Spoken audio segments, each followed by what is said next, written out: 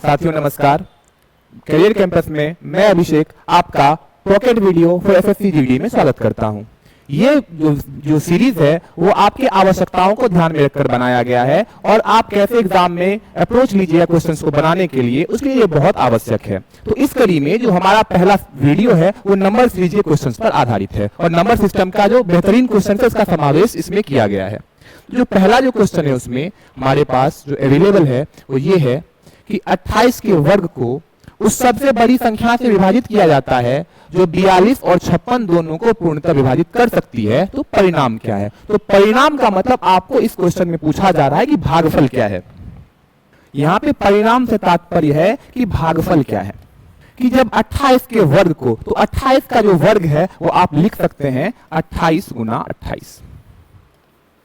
इसे जब भाग दिया जाता है किससे, 42 और 56 को जो पूर्णतः विभाजित कर सकती है, मतलब जो 42 और 56 का HCF है। तो जो 42 और 56 का HCF होता है वो होता है 14। तो आप इसे 14 गुना 28 और हमारे पास 28 गुना 56, तो इस क्वेश्चन का जो आंसर हो जाएगा वो हो जाएगा हमारा 56, जो कि हमारे ऑप्शन नंबर ए में है। तो ये जो क्वेश्चन था आपसे, इस क्वेश्चन में आपको दो काम करना था। एक काम तो ये था कि आपको 42 और 56 का HCF निकालना था, और जो 42 और 56 का HCF होता है वो होता है 14, और उससे आपको 28 के स्क्वायर में भाग देनी थी। तो जो 28 का स्क्वायर है तो 28 गुना 28, उसको आप 14 से विभाजित करिएगा, तो जो हमारा उत्तर आ जाएगा वो आ जाएगा 56।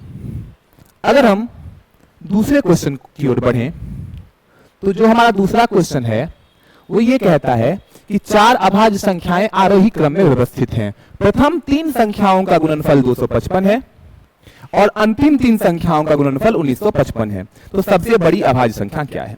मतलब अगर मैं ये मानूं कि पहली जो अभाज्य संख्या वो A है, दूसरी B है, तीसरी C है और चौथी D है, तो जो A Guna B Guna C होगा हमारा वो हो जाएगा 255, और जो B गुना C गुना D होगा वो हो जाएगा हमारा 1955। तो अगर आप 255 को अभाज्य गुणनखंड में तोड़ते हैं तो 255 का जो अभाज्य गुणनखंड होता है वो होता है 3 गुना 5 गुना 17। जो अभाज्य गुणनखंड 255 का होता है वो होता है 3 गुना 5 गुना 17। इसका मतलब जो A का वैल्यू है वो है 3, जो B का वैल्यू है वो है 5 और जो C का वैल्यू है वो है 17। इस तरीके से यहां पे 17, B का जो वैल्यू है वो है 5, B की वैल्यू 5 हो जाएगी, C की वैल्यू 17 हो जाएगी, और जो 1955 का अभाज्य गुणनखंड होता है वो होता है 5 गुना 17 गुना 23। तो हमसे जो पूछा गया है वो पूछा गया है सबसे बड़ी संख्या क्या है। जो सबसे बड़ी संख्या है वो है D और 23, जो कि हमारे क्वेश्चन का आंसर है ऑप्शन नंबर C। तो जो इस क्वेश्चन का आंसर हो जाएगा वो हो जाएगा 23। ये था हमारा क्वेश्चन नंबर 2। और अब हम क्वेश्चन नंबर 3 की ओर आगे बढ़ते हैं। तो जो हमारा क्वेश्चन नंबर 3 है ये रिमाइंडर थ्योरम पे है। आपको इसमें पूछा गया है कि यदि 2 पे पावर 305 प्लस 303 को 9 से विभाजित किया जाए तो शेषफल क्या होगा। तो यदि हम 2 पे पावर 305 प्लस 303 को 9 से भाग दें, तो आप 2 में 9 से भाग नहीं दे सकते हैं। तो इसे सबसे पहले हमें 9 से 1 कम 8 बनाना पड़ेगा। तो अगर हम 2 पे पावर 3 कर लें तो ये 8 हो जाता है, और इस पे पावर 305 है तो 305 तो नहीं 101 कर लेते हैं हम। अब ये 2 पे पावर 3 गुना 101, तो 303, अभी भी 2 पे पावर 2 बचा हुआ है तो हम 2 का स्क्वायर यहां पे लिख लेते हैं। अब ये पूरा 2 पे पावर 305 बन गया, प्लस हम भाग 303 और 9 से भाग देना है। तो अगर आप 9 से 8 में भाग दीजिए, अगर हम 9 से 8 में भाग देते हैं तो हमारे पास शेषफल -1 होता है, और -1 पे अगर आप 101 पावर चढ़ाते हैं तो वो -1 ही रहता है। मतलब ये कि अगर हम 9 से इस पूरे में भाग दें तो हमारे पास जो शेषफल निकल के आता है वो निकल के आता है -1। उसके बाद अगर आप 2 दूना 4, 2 पे पावर 2 है और 9 है, अगर आप किसी संख्या में अगर भाजक जो है, अगर भाजक भाज्य से ज्यादा है तो जो भाज्य होता है वही हमारा शेषफल होता है। यहाँ पे 2 पे पावर 2 4 है, अगर 4 में हम 9 से भाग दें तो जो शेषफल होगा वो हमारा 4 ही होगा, तो गुना 4।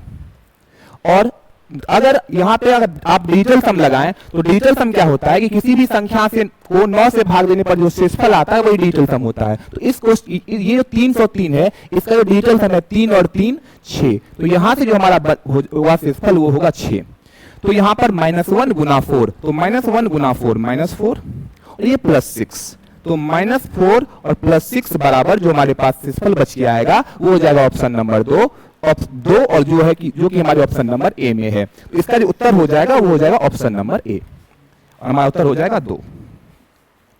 ये क्वेश्चन आप रिमाइंडर थ्योरम से कर सकते हैं, निगेटिव रिमाइंडर का यहाँ पे कंसेप्ट है, आप इसमें निगेटिव रिमाइंडर लगा सकते हैं। ये क्वेश्चन नंबर 3 के बाद हम क्वेश्चन नंबर 4 की ओर आगे बढ़े। 4 अंकों की सबसे बड़ी और सबसे छोटी संख्या के बीच का अंतर ज्ञात करें जो 36 और 48 से विभाज्य है।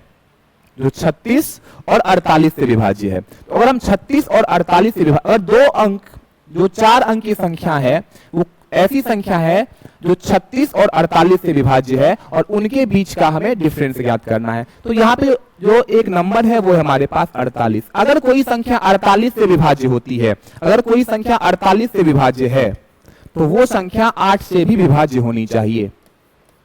अगर कोई संख्या 48 से विभाज्य होती है तो उस संख्या को 8 से भी विभाज्य होना चाहिए। तो अगर हम देखें कि 2 ऐसी संख्याएं हैं जो 48 से विभाज्य है, तो उन दोनों का जो योगफल होगा वो भी 48 से विभाज्य होगा और उन दोनों का जो अंतर होगा वो भी 48 से विभाज्य होगा। तो अगर हम ये देखें कि अगर वो अंतर 8 से विभाज्य होना चाहिए और जो 48 से विभाज्य है वो 8 से भी विभाज्य है, तो इस ऑप्शन में जो 8 से विभाज्य होगा वही हमारा उत्तर हो जाएगा। तो 8 से विभाजित होने के लिए जो अंतिम का 3 अंक है वो 8 से विभाज्य होना चाहिए। तो ऑप्शन नंबर ए जो है वो 982, जो अंतिम के 3 अंक 982 है और 982 8 से विभाज्य नहीं होता है। अगर हम इसको देखें तो 298 है, 298 भी 8 से विभाज्य नहीं होता है। अगर हम ऑप्शन नंबर सी को देखें तो ऑप्शन नंबर सी में 928 है, जो कि हमारा 928 8 से विभाज्य होता है और 892 जो है वो 8 से विभाज्य नहीं होता है। तो इस क्वेश्चन का जो आंसर हो जाएगा वो हमारा हो जाएगा 8928। यही हमारा उत्तर है जो कि ऑप्शन नंबर सी में है। अगर दो संख्याएं 8 से विभाजित होती हैं तो उनका योगफल भी 8 से विभाजित होगा और उनके बीच का जो अंतर है वो भी 8 से भी विभाजित होगा।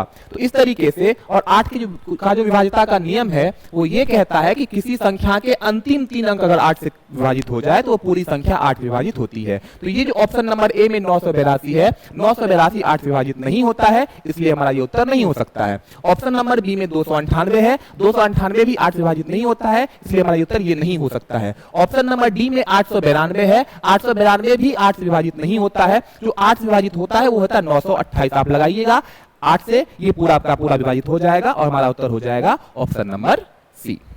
और इसका जो इस सीरीज का जो अंतिम क्वेश्चन है वो हमारे पास है ऑप्शन क्वेश्चन नंबर 5, जो हमारे सामने है ये कि संख्या 73, 115, 185 को एक संख्या से विभाजित किया जाता है जिससे समान शेष प्राप्त होता है। ऐसी सबसे बड़ी संभव संख्या क्या है? तो ऐसे क्वेश्चंस के लिए सबसे पहली बात इसमें यह पूछा गया है कि समान शेष प्राप्त किया जाता है।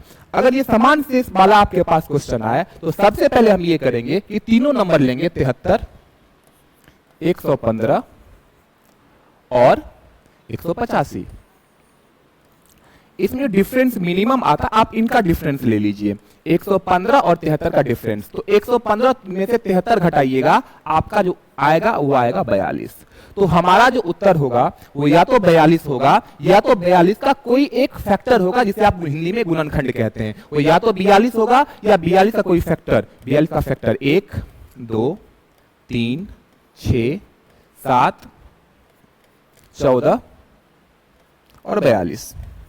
42 के ये फैक्टर होते हैं 1 2 3 6 7 14 42। तो जो हमारा उत्तर आएगा वो 42 का कोई ना कोई फैक्टर आएगा। लेकिन हमसे जो पूछा गया है वो सबसे बड़ी संभव संख्या, यहाँ पे हमारे पास ऑप्शन में 7 भी है और 14 भी है, लेकिन जो हमसे पूछा गया है वो ये पूछा गया बड़ी संख्या कौन सी है। तो 7 और 14 में जो बड़ी संख्या है वो है 14, इसलिए जो हमारा उत्तर हो जाएगा वो हो जाएगा 14, और यही हमारा उत्तर है।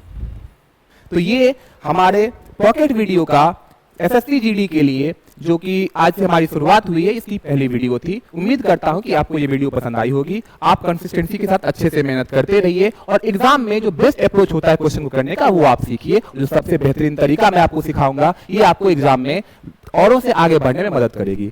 धन्यवाद, आज के लिए इतना ही।